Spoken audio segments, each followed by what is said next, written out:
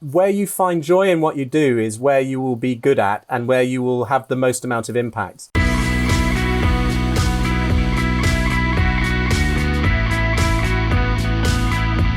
This is Velocitize Talks, and I'm Eric Jones. I'm here with Richard Coope, the founder and managing director of Brightful.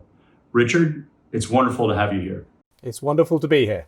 Thanks, Richard. So, quick question. Tell us a little bit about Brightful and the market opportunity that you saw, that you identified, and which ultimately led to the creation of Brightful.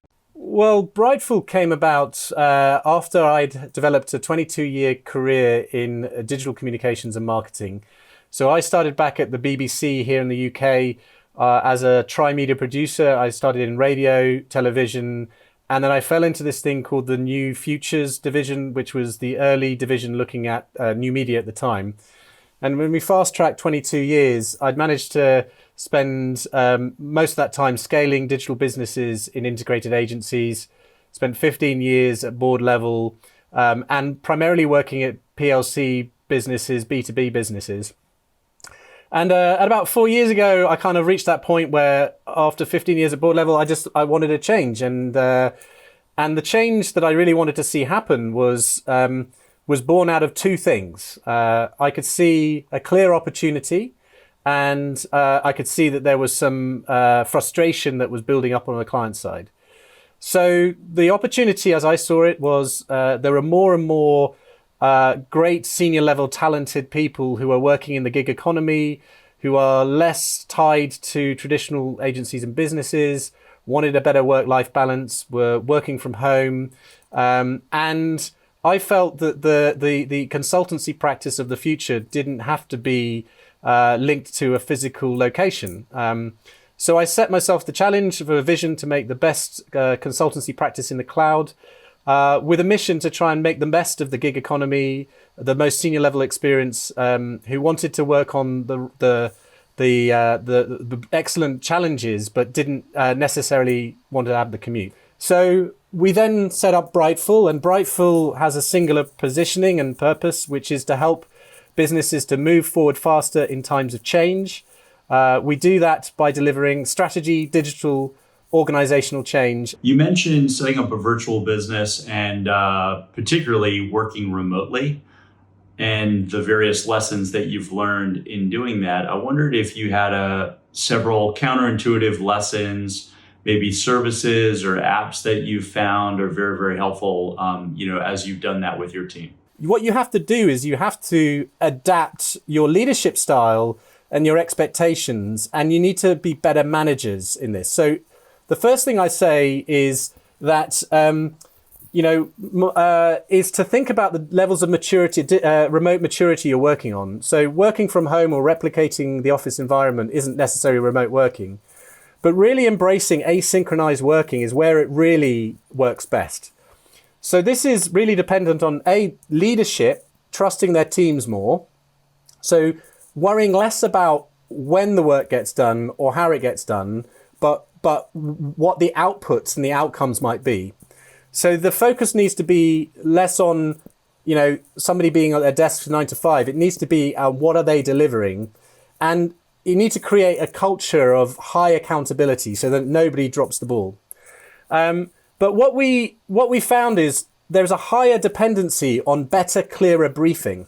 So the leaders have to put more energy and effort up front, which is what they're expecting, by when, give them access to all the right tools, and then literally trust the team to get on with it. So the main leadership shift is realizing that the ease in which you had in a working environment is different. You get a much more productive, much more efficient, deeper thinking workforce, but you have to do all of the upfront work with your briefing. You spoke a little bit about leadership.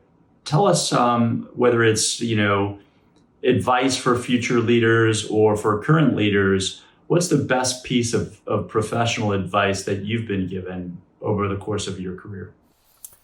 Do you know what? You can't go wrong with the advice of chase the joy in whatever you do.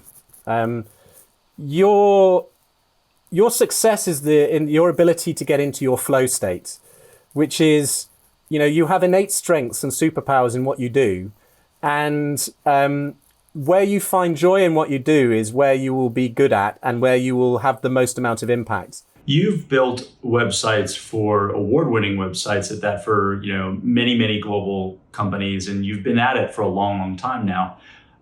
Where are we headed with digital experiences today? How has it changed over the years? And what are one or two key elements that you've noticed that really form the basis for every truly successful website?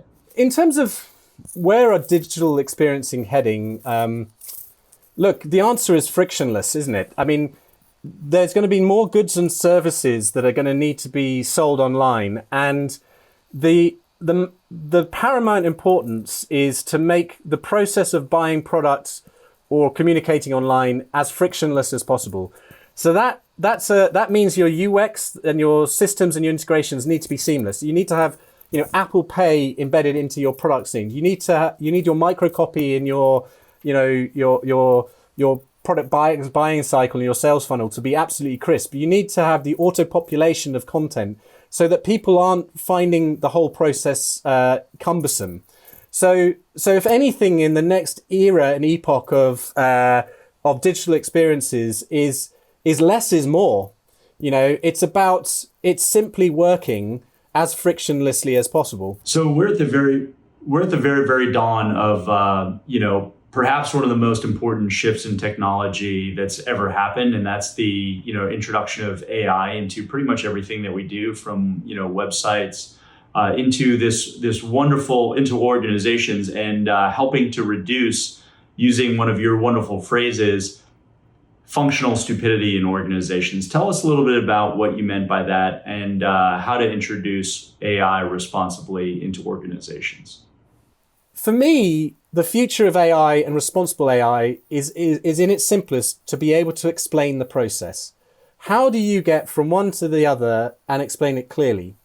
And so this is why, as a business, when you're thinking about your AI opportunity, yes, it can help you cut through the functional stupidity in your business, but it's massively important now that you think through the implications of the platforms you're using for your future cognitive service or AI solutions. And there's two massive important reasons why. Global insurance companies won't be able to underwrite services and products if they do not understand how the outcomes have not been created. So I can't see, if you are going to create a complete AI-enabled business, your intangible risk as a business is, if anything goes wrong, how do the insurers know that they can underwrite the potential loss or damage that creates if they don't understand what damage it could create? So there's going to be pressure from the insurance companies ahead of the governance and compliance of governmental pressure, who are going to kind of lean more on this need to explain your AI process. And the second factor on this is that there will be a distinguishing factor in at least 5 years' time between what is approved AI, what is explainable AI, what is transparent AI versus what is opaque. So that's where I think you're going to see this accreditation standard come through. But for sure, right now we're in the Wild West. I think it's fair to say there isn't necessarily a standardized code that everyone's working towards. But I would advise clients to lean into the good actors, the ones with good values.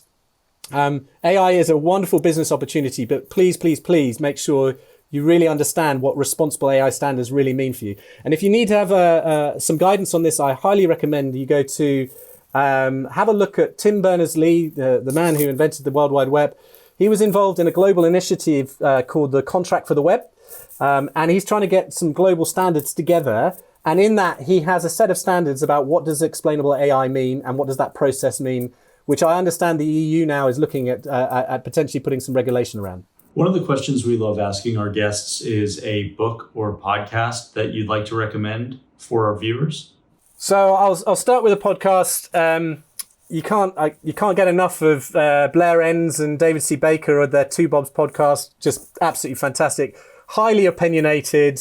You don't necessarily have to agree with everything they say, but they've got an opinion on it. I find it packed full of really useful content. I might say that our Fast Forward podcast from Brightful is it's just been launched. That's a good listen. I'd encourage you to do that. And of course, lean into Velocitize. There's some really great content there.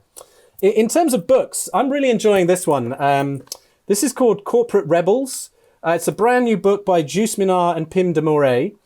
Now, these guys who are Dutch, they went and they did a road trip. They called it their bucket list.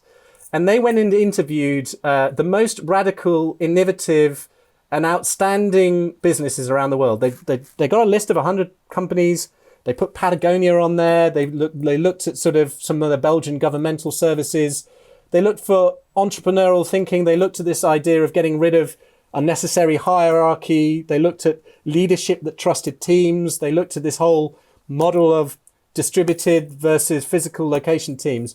And they've built and they've written a brilliant book. And their single purpose is they want to make work more fun.